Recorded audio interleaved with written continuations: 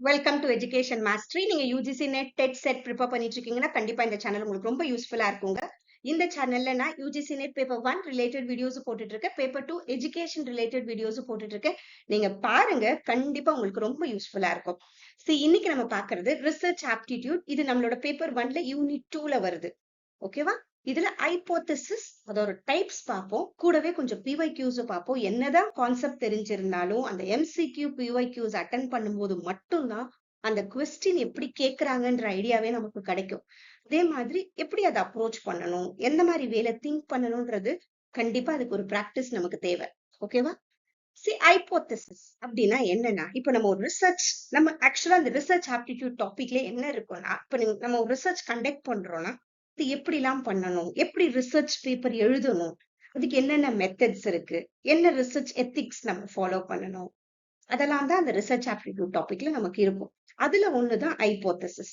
ஹைபோதசிஸ்னா என்னன்னா, இப்ப நான் ஒரு ரிசர்ச் பண்ண போறேன். இப்ப ரிசர்ச் நான் ஒரு ஹெல்தி ஃபுட் ஹேபிட் எப்படி ஒரு ஹெல்தி பர்சனுக்கு உதவுது. ஒரு ஃபார் எக்ஸாம்பிள் நான் சொல்றேன். இப்படி நான் ஒரு ரிசர்ச் பண்றேன்னா, நான் என்ன பண்ணணும், ரிசர்ச் பண்றதுக்கு முன்னாடியே ரிவ்யூ ஆஃப் ரிலேட்டட் லிட்ரேச்சர்னு சொல்லுவோம். ஓகேவா? அத பத்தின இன்ஃபர்மேஷன்ஸ் வேற யாருன்னா பண்ணிருக்காங்களா முதல்ல நான் நிறைய படிக்கணும். நிறைய படிச்சு இத பத்தினது என்னெல்லாம் பண்ணிருக்காங்கன்னு ஒரு ரிசர்ச் பண்ண பேப்பர்ஸ் எல்லாம் கலெக்ட் பண்ணி நான் இன்ஃபர்மேஷன் கலெக்ட் பண்றேன். அதுக்கப்புறம் எனக்கு ஒரு ஐடியா வரும். ஓகேவா? அதுக்கப்புறம் இப்படி இருக்கும்னு நான் ஒண்ணு யோசிக்கிறேன்ல, அதுதான் ஹைபோதசிஸ். ஹைபோதசிஸ்னா ஒரு எஜுகேட்டட் கெஸ்ன்னு சொல்லலாம். நம்ம என்னோட இதுக்கு ஆமா, ஹெல்தியா இருக்கிறவங்க நல்ல ஃபுட் சாப்பிட்டா ஹெல்தியா இருப்பாங்க. இந்த மாதிரி நான் இப்படிதான் சொல்ல முடியாதுல்ல. இது என்னோட கெஸ், இப்படி இருக்கும். நான் அதுக்கப்புறம் ப்ராப்பரா ஒரு ரிசர்ச் கண்டக்ட் பண்ணி டேட்டா கலெக்ட் பண்ணி நான் நியூமரிக்கலாவோ இல்லைன்னா வேற எதனா என்ன மெத்தட்ல பண்றோமோ நான் ப்ரூவ் பண்ணி காட்டுறேன் இல்லையா? அதுதான் ரிசர்ச்ன்றது. ஹைபோதசிஸ்னா ஒரு எஜுகேட்டட் கெஸ். என்னோட ரிசர்ச்ல இப்படி வரலாம், நான் ஒரு கெஸ் பண்றேன்ல, அதுதான் ஹைபோதசிஸ். ஓகேவா? இன்னும் கொஞ்சம் இருக்குது, நம்ம அப்படியே வீடியோ பார்ப்போம். அப்ப நான் எல்லாத்தையும் எக்ஸ்பிளைன் பண்றேன். A hypothesis is a tentative statement that predicts a relationship between variables in research. Variablesனா ஒண்ணுமே இல்ல. இப்போ என்னோட ரிசர்ச்சை பொறுத்த வரைக்கும் ஹெல்தி ஃபுட், ஹெல்தி பர்சன், ஹெல்தியா வாழ வைக்குது, எப்படி வேணா நினைச்சுக்கலாம். இப்ப ஹெல்தி ஃபுட்ங்கிறது ஒரு வேரியபிள், ஹெல்தி பர்சன்ங்கிறது ஒரு வேரியபிள். அதுதான் வேரியபிள்ஸ் அர்த்தம். ஓகேவா? See, the hypothesis can be tested through experiments or observations. நம்ம என்ன மெத்தட்ல பண்றோமோ அதுக்கு ஏத்த மாதிரி மாறும். நம்ம குவான்டிடேட்டிவ்ல பண்றோமா, குவாலிட்டேட்டிவ்ல பண்றோமா, மிக்சட் மெத்தட், இது மூணு தாங்க மெயின் நமக்கு. குவான்டிடேட்டிவ்னா நமக்கு நியூமரிக்கலா கலெக்ட் பண்ணுவோம் டேட்டாஸை. ஓகேவா? குவாலிட்டேட்டிவ்னா இன்னும் கொஞ்சம் டெப்த் போய் அந்த இமோஷன்ஸ், தாட்ஸை கலெக்ட் பண்ணுவோம். ஓகே? மிக்சட் மெத்தட்னா ரெண்டுமே இருக்கும். குவான்டிடேட்டிவ்லயும் கொஞ்சம் டேட்டா, குவாலிட்டேட்டிவ்லயும் டேட்டா, இன்னும் கொஞ்சம் நான் பண்ணுவேன். தனியா ஒரு சில ஸ்டாட்டிஸ்டிக்ஸ் இருக்கு, அது பிரகாரம் பண்ணுவேன். ஓகேவா? ஹைபோதசிஸ், இப்ப என்னோட ஸ்டேட்மெண்ட் என்னன்னா, students who study for at least 1 hour every day will get higher grades than those who study less. இதுதான் ஒரு ஹைபோதசிஸ் ஸ்டேட்மெண்ட். அட்லீஸ்ட் 1 ஹவராவது படிக்கிற பசங்க கண்டிப்பா நல்ல மார்க் எடுப்பாங்க, படிக்காத பசங்களை விட. ஓகேவா? அது என்னோட ஹைபோதசிஸ் ஸ்டேட்மெண்ட். இப்ப பாப்போம், எதுக்கு ஹைபோதசிஸ் முக்கியம் ரிசர்ச்சை பொறுத்த வரைக்கும். நமக்கு இப்ப எப்பயுமே நம்ம ஒரு கோல் செட் பண்ணணும். இப்போ ரிசர்ச் கொஸ்டின் எழுதணும்னா நம்ம ஒரு ஆப்ஜெக்டிவ்ஸ் எழுதுவோம். என்னோட ரிசர்ச்சை பொறுத்த வரைக்கும் இந்த ஆப்ஜெக்டிவ்ஸ் எல்லாம் இருக்கு, இதெல்லாம் நான் கண்டுபிடிக்க போறேன். அதுல அதே மாதிரி நம்ம மேஜர் ஆப்ஜெக்டிவ்ஸ், மைனர் ஆப்ஜெக்டிவ்ஸ்னு எழுதுவோம். அதே மாதிரி அந்த ஆப்ஜெக்டிவ்ஸ் எல்லாம் நம்ம என்ன பண்ணுவோம், ஒரு ஸ்டேட்மெண்ட் மாதிரி தான் எழுதுவோம். ஓகேவா? இது பண்ண போறோம், இந்த மாதிரி இதெல்லாம் நான் கண்டுபிடிக்க போறேன், அதுதான் ஆப்ஜெக்டிவ்ஸ், என்னோட நோக்கம்.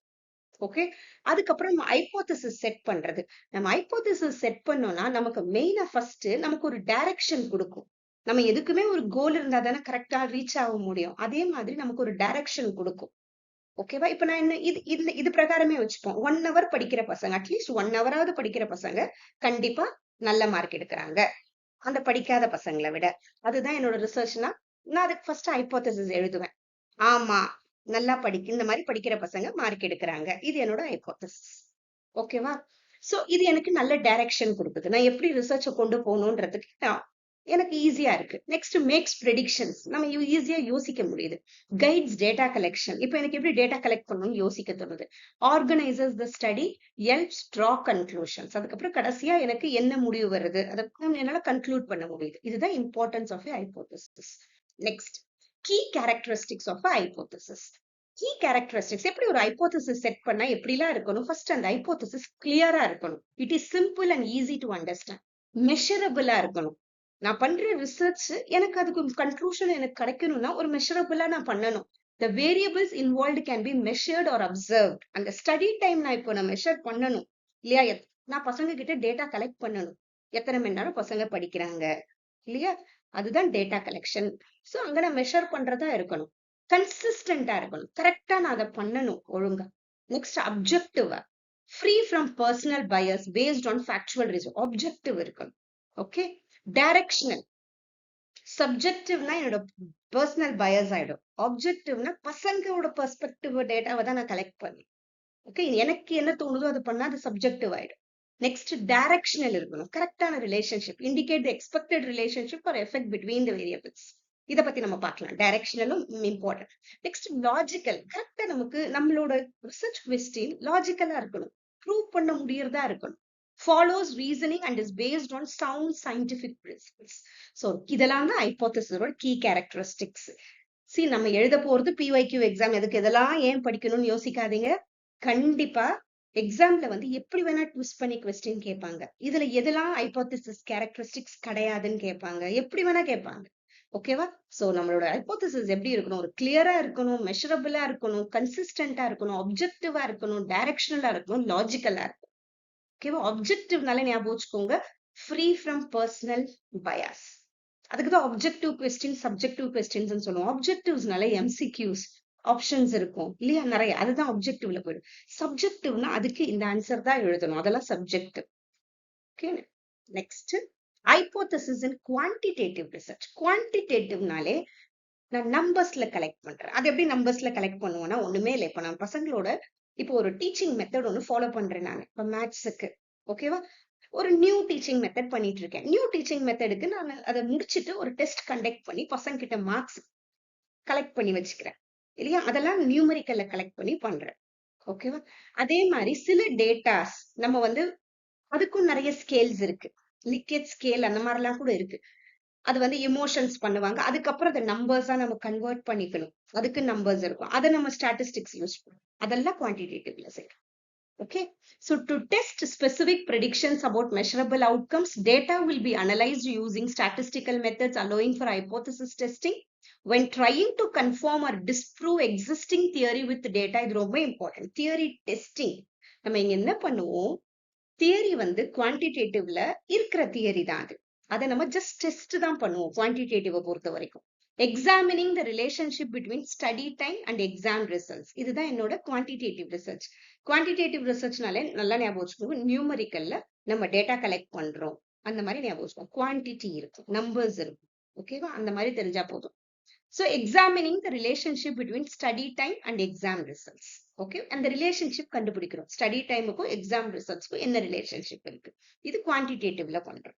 ஓகேவா? இது ரொம்ப முக்கியம். when trying to confirm or disprove existing theory with data, the quantitative research பொறுத்த வரைக்கும் நம்ம ரிசர்ச் ஸ்டார்ட் பண்றதுக்கு முன்னாடியே ஹைபோதசிஸ் டெஸ்ட் பண்ணி ஹைபோதசிஸ் என்னன்றதை எழுதிருவோம் நம்ம. ஏன்னா நமக்கு தெரிஞ்சிரும் இப்ப relationship between study time and exam results இதுதான் என்னோட ரிசர்ச் கொஸ்டின். ஓகேவா? என்னோட டாபிக் இதுதான். இந்த டாபிக் நான் எப்படி ஹைபோதசிஸ் எழுதுவேன்? ரிலேஷன்ஷிப் ஆமா இருக்கு. ஸ்டடி டைமுக்கும் எக்ஸாம் ரிசல்ட்ஸுக்கும் there is a relationship between study time and exam results. இதுதான் என்னோட ஹைபோதசிஸ். ஓகேவா? சோ நம்ம ஃபர்ஸ்டே எழுதிருவோம் நம்ம குவான்டிடேட்டிவ் ரிசர்ச். அதுதான் தியரியை டெஸ்ட் பண்றோம்னு சொல்லி. உன்னையே இருக்குது அந்த தியரி மாதிரி. அதை ஜஸ்ட் நம்ம டெஸ்ட் பண்றோம் ரிசர்ச் பண்ணும்போது. அதுதான் குவான்டிடேட்டிவ் ரிசர்ச் ஹைபோதசிஸ்ல. இப்போ குவாலிட்டேட்டிவ் ரிசர்ச்ல சம்டைம்ஸ் ஹைபோதசிஸ் செட் பண்ணணும்னு அவசியம் இல்லைங்க. ஏன்னா குவாலிட்டேட்டிவ்ங்கிறது அது மாறக்கூடியது. நம்ம கேஸ் ஸ்டடி சொல்றோம், ஒரு விஷயத்தை எக்ஸ்ப்ளோர் பண்றோம், எக்ஸ்ப்ளோரேட்டரி ரிசர்ச், இதெல்லாம் குவாலிட்டேட்டிவ்ல சேரும். எத்னோகிராஃபி, ஒரு கல்ச்சரை போய் கத்துக்கிறோம். அந்த இடத்துல நம்ம ஒரு ஹைபோதசிஸ் நம்ம இப்படிதான் இருக்கும் நம்ம முடிவு பண்ணிட்டு அங்க போய் நம்ம கேட்க முடியாது. ஏன்னா இது ஒரு சப்ஜெக்டிவ் எக்ஸ்பீரியன்ஸ் ஒரு குவாலிட்டேட்டிவ்ல. ஓகே, ஒரு குழந்தைய பத்தி ஒரு கேஸ் ஸ்டடி பண்றோம்னா அது அந்த குழந்தையோட இமோஷன்ஸ் தான் அங்க இருக்கும். அதுல நான் முடிவு பண்றதுக்கு எதுவும் இருக்காது. அதனால என்னோட ஹைபோதசிஸோ என்னோட எஜுகேட்டட் கெஸ் இங்க வேலை செய்யாது. ஓகே, ஆனா எப்ப வேலை செய்யும்னா சில டேட்டாஸ் நம்ம கேதர் பண்ணதுக்கு அப்புறம் இப்படி இருக்குமான்னு நம்ம யோசிக்கலாம். நம்ம ரிசர்ச் பண்ணிட்டு இருக்கும் போது சம்டைம்ஸ் நம்ம யோசிக்கிறோம்ல, அதுதான் இங்க ஹைபோதசிஸ்ங்கிறது. ஓகேவா? குவாலிட்டேட்டிவ் ரிசர்ச்சை பொறுத்த வரைக்கும் நம்ம ஹைபோதசிஸ் எழுதிட்டு நம்ம ரிசர்ச் பண்ண வேணாம். ரிசர்ச் பண்ணும் போதுதான் நமக்கு தெரியும் இப்படி வரும் இப்படி வரும். ஏன்னா அது வந்து மத்தவங்க கிட்ட போய் டேட்டா கலெக்ட் பண்றத குவாலிட்டேட்டிவ் இன்டெப்த் பண்றோம்.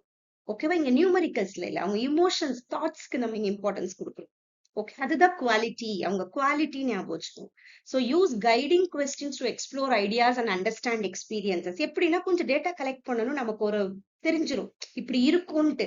அதுக்கப்புறம் நம்மளே வந்து இப்படி இருக்கலாம், சில நம்மளே ஒரு இது பண்ணிட்டு போயிட்டு இன்னும் கொஞ்சம் கொஸ்டின்ஸ் கேதர் பண்ணிக்கிறோம், ஆன்சர் கொஞ்சம் கலெக்ட் பண்ணிக்கிறோம். அதுதான் குவாலிட்டேட்டிவ். அதுதான் இங்க போட்டிருக்காங்க. Understanding how people feel about the social issue. ஓகேவா? இந்த மாதிரி போய் எல்லார்கிட்டயும் நான் கலெக்ட் பண்றேன், அவ்வளவுதான். இதுல என்ன இங்க வந்து தியரி டெவலப்மெண்ட், அதுக்கு தான். ஓகேவா? when you aim to develop new theories based on participant insight, நியூவா தான் இங்க பண்றேன். இங்க தியரி டெவலப் ஆகும். ஓகேவா? அங்க தியரி டெஸ்ட் பண்ணுவோம், ஆல்ரெடி இருக்கும், அதை டெஸ்ட் பண்ணி பாக்குறதால குவான்டிடேட்டிவ் ஆயிடும். குவாலிட்டேட்டிவ்ல நான் தியரி டெவலப் பண்றேன், ஏன்னா புதுசா ஒரு இன்சைட் கண்டுபிடிக்கிறேன். Okay, next how to write a hypothesis. Okay, hypothesis ன்னு சொல்றோம். எப்படி எழுதுறது? ஃபர்ஸ்ட் ரிசர்ச் கொஸ்டின் ஐடென்டிஃபை பண்ணணும். does studying in groups improve students test scores? இதுதான் அந்த கொஸ்டின். ஓகேவா? அடுத்தது determine the variables. என்ன வேரியபிள்? இதுல ரெண்டு variable, independent variable, dependent variable. Independent variable என்னது? Group study. நம்ம எதை பத்தி கண்டுபிடிக்கிறோமோ அதுதான் எப்பயுமே independent variable. Okay, dependent variable எதை கண்டுபிடிக்க போறோம். இப்ப வந்து நம்ம குரூப் ஸ்டடினால டெஸ்ட் ஸ்கோர் ஏறுதா இறங்குதா, இது காஸ், இது எஃபெக்ட். அதுதான் இங்க இம்பார்ட்டன்ட். காஸ் என்னது? Group study. அதோட எஃபெக்ட் என்னது? Test score. எப்பயுமே காசுங்கிறது இண்டிபெண்டன்ட் வேரியபிள், எஃபெக்ட்ங்கிறது டிபெண்டன்ட் வேரியபிள். ஓகேவா? அதே மாதிரி இண்டிபெண்டன்ட் வேரியபிள் பொறுத்துதான் டிபெண்டன்ட் வேரியபிள் மாறும். அதுக்குதான் மேனிபுலேஷன்ற வேர்டு வந்து எக்ஸ்பெரிமெண்டல் ரிசர்ச்ல வரும். இண்டிபெண்டன்ட் வேரியபிள் நம்ம எப்படி மாத்துறோமோ அதுக்கு ஏத்த மாதிரி டிபெண்டன்ட் வேரியபிள் மாறும். எங்களுக்கு ரொம்ப கன்ஃபியூஸ் ஆகிறதுக்கு ஒண்ணுமே இல்லை, உங்களோட கொஸ்டினை பொறுத்து இது மாறும், அவ்வளவுதான். The studying in groups improve students test scores. எப்ப இங்க ரெண்டு வேரியபிள் இருக்கு, ஃபர்ஸ்ட் வர்றது இண்டிபெண்டன்ட் வேரியபிள் தான், ரெண்டாவது டிபெண்டன்ட் வேரியபிள். ஓகேவா? இதுதான் காஸ், இதால என்ன எஃபெக்ட் இங்க நடந்துச்சு. நெக்ஸ்ட், ஃபார்முலேட் த ஹைபோதசிஸ். இப்போ என்னோட ஹைபோதசிஸ் நான் எப்படி ஃபார்முலேட் பண்ணுவேன்னா, நல் ஹைபோதசிஸ்னு ஒண்ணு சொல்லுவோம், ஆல்டர்னேட்டிவ் ஹைபோதசிஸ் சொல்லுவோம்.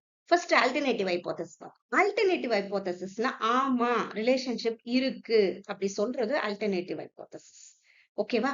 இப்போ வந்து என்ன சொல்றாங்க, students who study in groups have higher test scores than those who study alone. Okay, என்னோட ரிசர்ச் கொஸ்டின் அதுதான். பசங்க குரூப் ஸ்டடியில படிக்கும் போது பசங்க டெஸ்ட் ஸ்கோர் ஏறுதா, இதுதான் என்னோட ரிசர்ச். இப்ப ஆல்டர்னேட்டிவ் ஹைபோதசிஸ் ஆமா ஏறும்னு சொல்றது ஆல்டர்னேட்டிவ் ஹைபோதசிஸ். நல்ல ஹைபோதசிஸ்னா என்ன? நல்லுனா ஜீரோ இல்லையா? அதனால நல்ல ஹைபோதசிஸ்னா ஏறாது, ஒரு ரிலேஷன்ஷிப்பும் கிடையாது அப்படி சொன்னா அது நல்ல ஹைபோதசிஸ். நல்ல ஹைபோதசிஸ் ஒரு ரிசர்ச்சை பொறுத்த வரைக்கும் ரொம்ப பிளே பண்ணுங்க. ஓகேவா? நல்ல ஹைபோதசிஸ நம்ம வந்து ப்ரூவ் பண்ணணும், இல்ல எதுவுமே நடக்கல சொல்லிடுச்சுன்னா இங்க நடந்திருக்குன்னு அர்த்தம். ஓகேவா? நம்ம ஒண்ணு கண்டுபிடிக்கணும், நல்ல ஹைபோதசிஸ் தான் நம்ம மெயினா கண்டுபிடிப்போம், அதுக்கப்புறமா நமக்கு ஆட்டோமேட்டிக்கா ஆல்டர்னேட்டிவ் கரெக்ட் ஆயிடும். ஓகேவா? நம்ம பார்ப்போம், திருப்பி பார்க்கும்போது இன்னும் நல்லா புரியும் உங்களுக்கு.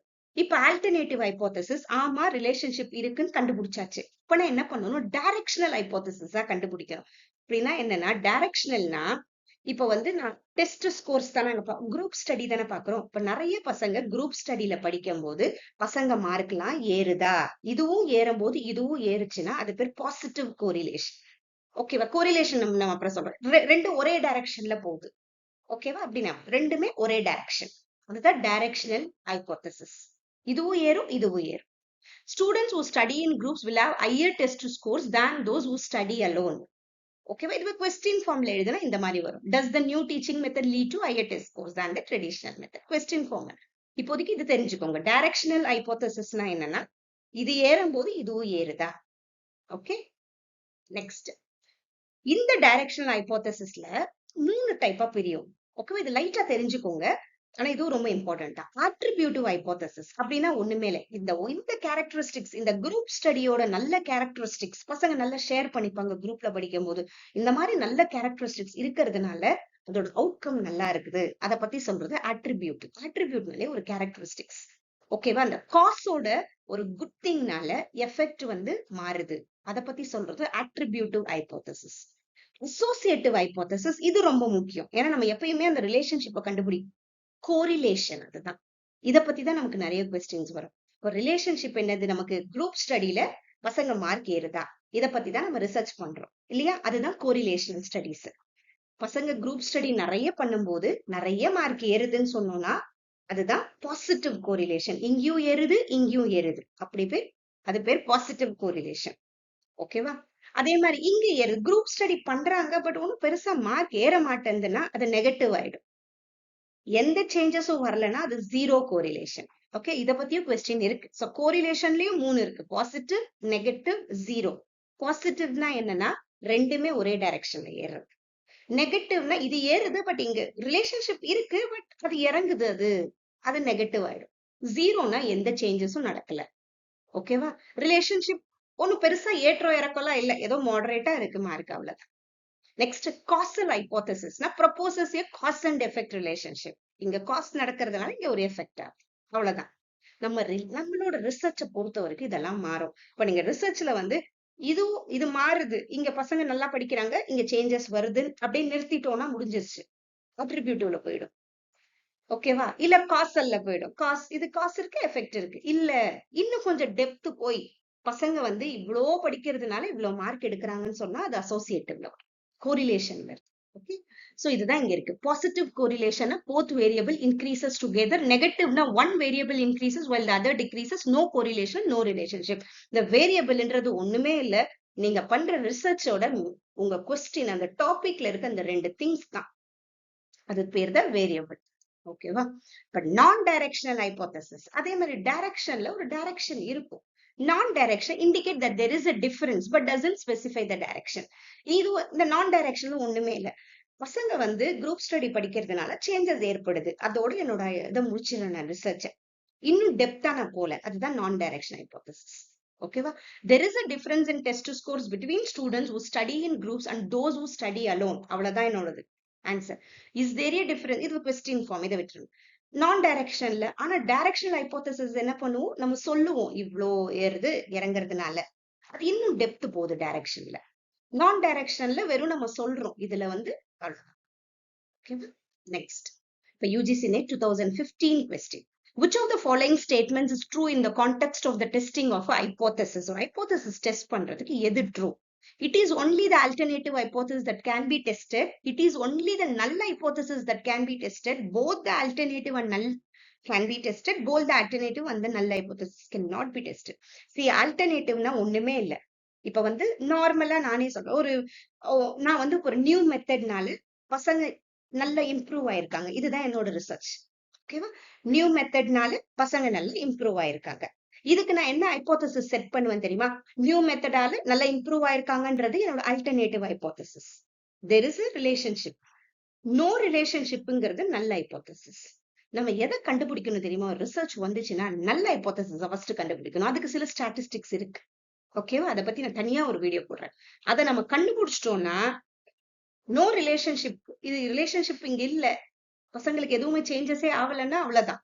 இங்க ட்ரூவா இருந்தா ஃபால்ஸா மாறும். அந்த மாதிரி சில இது இருக்கு, நான் சொல்றேன் அதுக்கு. ஓகேவா? So it is only the null hypothesis that can be tested. ஓகேவா?